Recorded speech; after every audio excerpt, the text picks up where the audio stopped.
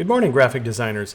Today I'm going to talk about this art panel, which is in the color exercise, the Vintage Farms logo. You are going to apply various color palettes to this logo, and you're going to be working with then the Adobe Color Themes palette. Now, if that palette is not out, they're always found under Window, and you'll find that under Color Themes. What this allows us to do is to choose a base color, and then from that base color, create different types of color. I'll call them systems. So in this case, I'm going to choose, like I say in the instructions, my favorite color. I'll choose something like that, okay? And so that's ready. My next step really is I need to duplicate this thing so I have it in multiple forms. You can reduce this down a little bit. You have options to move the instructions off the page if you wish, and move my instructions and all that other stuff to wherever works best for you. But you need 6 copies of this thing.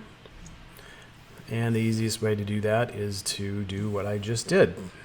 Okay, so you're going to create a monochromatic, analogous, triad, complementary, compound, and shades color system based on your favorite color.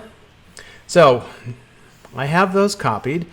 I probably do need to ungroup them, okay, because sometimes what will happen is if I want to apply a color to a certain part, I will not be able to do that easily. So Command-Shift-G, ungroup. Let's see what we have. Maybe you have to do it twice because sometimes, like I say, they group together in odd ways. Now this allows me to select all of the word vintage easily. I can select the entire barn easily. There's nothing behind this. Feel free to put this into another shape, put a color behind it. Your color palettes will consist of 5 colors, but that does not mean you need to use all 5 colors in the logo. You're simply using them as a starting point. So how I use this palette is this. The small circle here with a little triangle in it indicates that that's my base color, and you can see that triangle right up here. I could choose any one of these to become my base color. I think I just double click on it up here. That will change it. Okay, and you can move that around to whatever you need it to be. Okay, so that's the starting point, and it defaults pretty much to an analogous color scheme. So what I really want first is an analogous color scheme, and if I like this one, that's great. I can pull these out and spread them, and you can see that it starts to do that sort of mathematically, so they're all sort of evenly being spread out. Once I get to the point that I like it, I can then simply hit this icon right here, which is add to swatches. Immediately that adds it to my swatches palette. And let's double check, and I can see it. Whoops, I added it twice. Okay. Then I have all those colors to go in and start working with. I could select all of this and say, okay, well, I want the text to be that.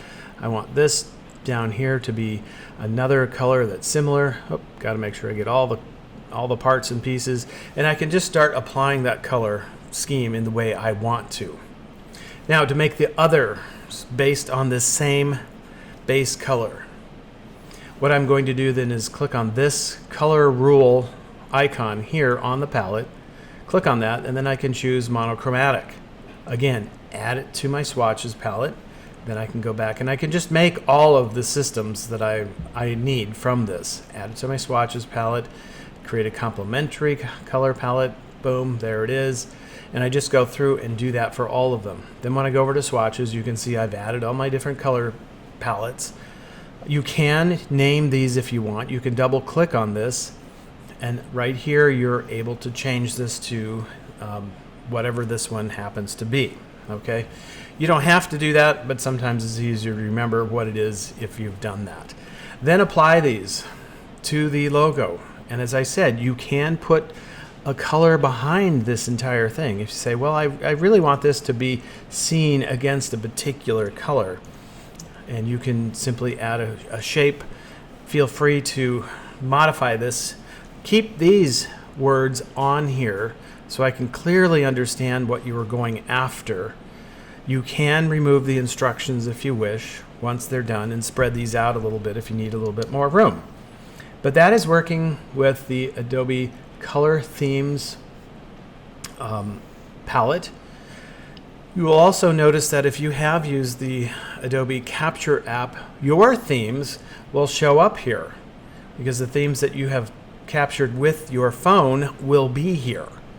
Now, I have lots of them that I've created, so I have tons of them here. And I can also look at what other people have done. People have named these things, they have created these color themes from all kinds of places. They aren't necessarily labeled as to whether or not they're analogous or complementary.